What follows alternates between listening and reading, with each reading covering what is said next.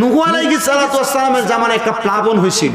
এই প্লাবনে মানুষ ছারখারের মতো পানির তলে ডুবছে, কেউ পানির সাথে ভাইসা গেছে। কিন্তু নূহ নবী একটা নৌকা বানাইছেন, এই নৌকাতে যারা আরোহণ করছে তারা বাঁচছে। এই নূহ নবীর নৌকাতে যারা আরোহণ করে না, এর মধ্যে নূহ নবীর একটা ছেলে ছিল। কি ছিল? কথা কয় না। কি ছিল? ছেলে ছিল। এই ছেলেটা থাকার কারণে এই ছেলেটা নূহ নবীর ডাকে সাড়া দেয় না। না দেওয়ার কারণে এই ছেলে বলছে, আব্বা যদি প্লাবন হয়, পানি যদি উঠে, পানি উঠলে আমরা ঘরের দরজা পর্যন্ত উঠবো, আমি টিনের চাল উঠতে যাবো। টিনের চালে উঠলে আর কি পানি এনে দেবো? নূহ নবী বলছে যদি টিনের চালে উঠে, আব্বা টিনের চাল থেকে গাছ উঁচা, আমি গাছে উঠবো। নূহ আলাইহিস সালাতু ওয়াস সালাম বলছে যদি গাছে উঠে, আব্বা পাহাড় উঁচা, পাহাড়ে উঠবো। নূহ নবী বলছে যদি পাহাড়ে ওঠে। সন্তান বলছে, আব্বা এত বড় প্লাবন আমার জানা মতে আর হয় নাই। আল্লাহর নবী নূহ পয়গাম্বর। কি পয়গাম্বর? আল্লাহর নবী নূহ পয়গাম্বর ডাক দিয়া কয়, সন্তান তুমি তোমার কথা বলেছো, কথা সত্য, কিন্তু আমার আল্লাহ তাআলা আমি নূহ পয়গাম্বররে জানিয়ে দিছে, এ পয়গাম্বর আপনি নূহ আলাইহিস সালাতু ওয়াস সালাম আপনি তাড়াতাড়ি নৌকা বানান। আপনার এই নৌকার মধ্যে আপনি আরোহণ করবেন একজন দুইজন নিয়ে না। হযরতে পয়গাম্বর নূহ নবীর উম্মত ছিল ৮০ জন। কয়জন? ৮০ জন। কথা কয় না। ৮০ জন। হযরতে পয়গাম্বর নূহ আলাইহিস সালাতু ওয়াস সালাম ডাক দিয়ে কয়, জগতের মানুষ রে, এই ৮০ জন উম্মতের মধ্যে ৪০ জন পুরুষ উম্মত, ৪০ জন নারী উম্মত। নূহ নবী ডাক দিয়া কয়, জগতের মানুষ, আমার আল্লাহ আদেশ করার সাথে সাথে আমি আমার সব উম্মতরে ডাক দিয়া বললাম, উম্মতেরা রে তোমরা রেডি হইয়া যাও। আমার আল্লাহ বলছে অতি সত্বর আমি নূহ নবীরে যারা কষ্ট দেয়, আমি নূহ নবীরে যারা মানে না, তাদেরকে আমার আল্লাহ তাআলা প্লাবনের মাধ্যমে লয় কইরা দিব। নূহ নবী ডাক দিয়া কয়, উম্মত তোমরা আমি নূহ নবীর ডাকে সাড়া দাও। এবার সাড়া দিয়া নূহ নবীর উম্মতেরা নূহ নবীর কথা মোতাবেক আমল করতেছে, কর্মকার্য সম্পাদন করতেছে। কিন্তু পয়গাম্বর নূহ আলাইহিস সালাতু ওয়াস সালাম আল্লাহর দরবারে ২ রাকাত নফল নামাজ আদায় কইরা আমার আল্লাহ তাআলার কাছে দোয়া করে, আল্লাহ এই প্লাবনের সময় আমি পয়গাম্বর নূহ নবীর উম্মতেরা তারা কেমনে বাঁচবো, কোন পথে বাঁচবো? আমার আল্লাহ ডাক দিয়া কয়, পয়গাম্বর নূহ আলাইহিস সালাতু ওয়াস সালাম আপনি চিন্তা করবেন না, কারণ যেই জায়গার মধ্যে আমি আল্লাহ তাআলা বিপদ রাখছি গো, আমি আল্লাহ তাআলা ওই বিপদ থেকে রক্ষা করার জন্য আমি আমার বান্দার জন্য একটা রাস্তা তৈরি করে রাখছি। নূহ নবী ডাক দিয়ে কয়, আল্লাহ আমার উম্মতের কেমনে বাঁচাইমু? পয়গাম্বর এই কথা বলতে দেরি রে আমার আল্লাহ পয়গাম্বর নূহ আলাইহিস সালাতু ওয়াস সালাম ডাক দিয়ে কয়, ওই পয়গাম্বর আপনি তাড়াতাড়ি একটা সুন্দর নৌকা বানান। ওই নৌকার মধ্যে আপনি একা উঠবেন না, আপনার উম্মতদেরকে জোড়ায় জোড়ায় আগমন করাইবেন। শুধু উম্মত আগমন করাইবেন না, যত প্রাণীকুল আছে ওই প্রাণীকুলগুলোরে আপনি জোড়ায় জোড়ায় আগমন করাইবেন। নূহ নবী ডাক দিয়া কয়, আমি আমার নৌকা যখন বানানি শুরু করলাম, আমার উম্মতের আগে আমি নূহ নবীর সন্তানের মধ্যে একটা সন্তান যার নাম ছিল শুকুর। ওই শুকুর নামের অর্থ হলো ক্রন্দনকারী, শুকুর নামের অর্থ হলো ক্রন্দনকারী। নূহ নবী ডাক দিয়া কয়, আমার সন্তান আইসা আমি পয়গাম্বর নূহ নবীরে ডাক দিয়া কয়, আব্বা ও আব্বা এই শুকনা কাঠের মৌসুম সবকিছু আমার মতো মরুভূমি হয়ে রয়েছে, বাবা ও আপনি যে নৌকা বানান এটা তো ভালো মানুষের কান্না, আপনি কেন নৌকা বানান? পয়গাম্বর নূহ একটা ডাক দিয়া কয়, সন্তান আমি এই নৌকার বানানোর কারণ হইল আমার আল্লাহ তাআলার নির্দেশ। বলে, আব্বা মানলাম আপনি নৌকা বানায়েন না, মানুষ আপনার পাগল সাব্যস্ত করবে। নূহ নবীর উম্মত ছাড়া যত নাসারারা ছিল নূহ নবী আইসা বাদে বাদে মন্তব্য করে, কিরে নূহ নৌকা কেন বানাও?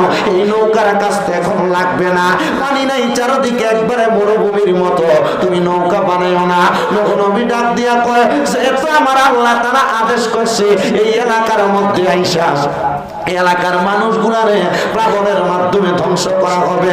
পয়গাম্বর নূহ নবী নৌকা বানাইতেছে, এলাকার সব মানুষ নূহ নবীর বাদে বাদে মন্তব্য করে। নূহ নবী নৌকাটা বানানো শেষ করছে, সুন্দর নৌকা বানাইয়া নূহ নবী রওনা করলেন বাড়ির দিকে যাবে। এমন টাইমে নূহ নবীর উম্মতের একজন মুরব্বী বুড়া মহিলা আইসা ডাক দিয়া কয়, পয়গাম্বর ও নবী নূহ আলাইহিস সালাতু ওয়াস সালাম, আপনি তো নৌকা বানাইছেন, আপনি বলেছেন প্লাবন হইয়া সব লয় হইয়া যাবে, ডুইবা যাবে। আপনার নৌকার মধ্যে আপনি প্লাবনের আগে সবাইকে ডাক দিয়া তুলবেন। নবী গো, আপনি আমারেও আপনার নৌকার মধ্যে তুলবেন নি? পয়গাম্বর বলে তুলবো গো।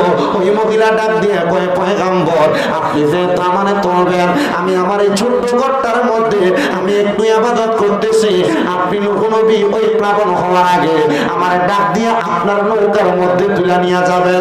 পয়গাম্বর বলে, মা অবশ্যই আপনার নৌকার মধ্যে আপনার নেওয়া হবে।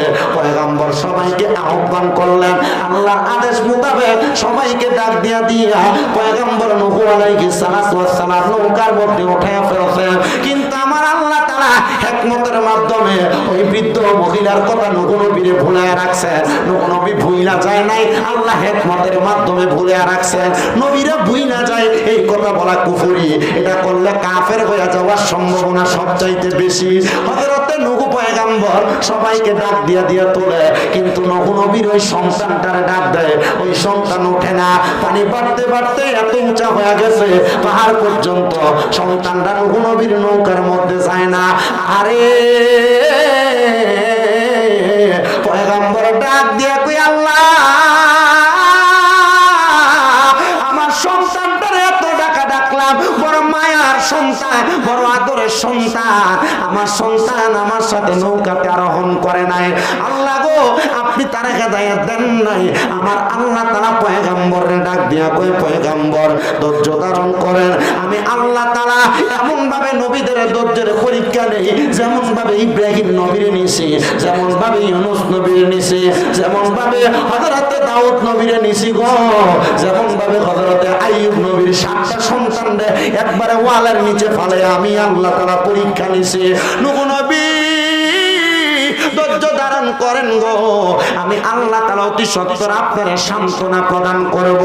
এমন ভাবে যাইতে যাইতে অনেক দিন পর্যন্ত যখন নূহ নবীর প্লাবন শেষ হয়ে গেছে, নূহ নবীর নৌকাটা একটা পাহাড়ের সাথে এসে ঠেকছে, চারদিক শুকিয়ে গেছে। পয়গম্বর নূহ আলাইহিস সালাতু ওয়াস সালামের যখন ওই প্লাবন শেষ হয়ে যায়, নূহ নবী ডাক দিয়া কয়, জগতের মানুষ রে, আমি প্লাবনের পরে আমার সব উম্মত নিয়ে নৌকা থেকে নামছি। এমন টাইমে আমার মনে হয়ে গেল একজন বৃদ্ধা মহিলা না আমারে বলছিল আমার নৌকাতে ওঠানোর জন্য, আমি বৃদ্ধা মহিলারে আমার নৌকাতে উঠাই নাই। আমি নৌকা থেকে নাইবা আল্লাহর কুদরতি কদমে একটা সেজদা দিয়া আমি রওনা করলাম বৃদ্ধা মহিলার বাড়ির দিকে। আমি ঘরের দরজার মধ্যে যাইয়া আসসালামু আলাইকুম বলে সালাম প্রদান করলাম। আমি সালাম প্রদান করার সাথে সাথে মহিলাটা ঘরের দরজা খুলে ফেলছে। দরজা খুলে ডাক দিয়া কই, নূহ নবী প্লাবনের বুঝি সময় হয়ে গেছে, আপনি বুঝি আপনার নৌকাতে আমারে ওঠানোর জন্য আনছেন? নূহ নবী বলে, আমি তার সামনে আর কোনো কথা বলি নাই, আমি শুধু জিজ্ঞাসা করছি, ও মহিলা তুমি এতক্ষণ পর্যন্ত কি করছো? বলে, আপনারা যে বলছি আমার নৌকায় নিয়ে যাওয়ার জন্য আমি 2 রাকাত নামাজের নিয়ত বানছি, মাত্র সালাম ফিরাইলাম, আপনি আমার ঘরের দরজায় সালাম দিতেন। পয়গম্বর ডাক দিয়া ওই মহিলারে কয়, মা আপনি আর 2 রাকাত নামাজ আদায় করেন। আর পয়গম্বর আমার আল্লাহর দরবারে 2 রাকাত নামাজের নিয়ত কইরা আল্লাহরে ডাক দিয়া কই, আল্লাহ প্লাবন হইয়া সমুদ্রের পানির মতো ঢেউ খেলছে, এই মহিলাটার ঘরে ছিল, সকল কিছু লয় হয়ে গেছে গো, এই মহিলাটা তো পানির নিচে যায় নাই। আমার আল্লাহ কয়, ও বন্ধু নূহ রে, আমার ওই বান্দিটা আমি আল্লাহ তার 2 রাকাত নামাজ আদায় করছে টের পাই না, কারণ বান্দা যখন নামাজ আদায় করে রে, ওই নামাজের মাধ্যমে বান্দার ধৈর্যের পরীক্ষা হয়ে যায়। ওই বান্দা দুনিয়ার কোন জায়গায় কি হয়ে গেছে বান্দা টের পায় না। আর বাংলাদেশের বহু নামাজের মুসল্লিরা নামাজ পড়ে মশা মারে।